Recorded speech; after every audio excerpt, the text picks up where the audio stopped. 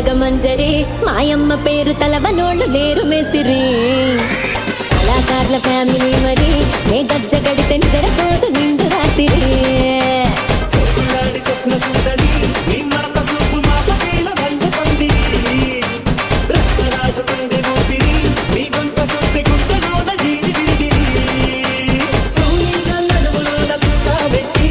తూపాకి తెలిసి ఆమె దింగని చిట్టి మగజాతి నట్ట మాగబెట్టి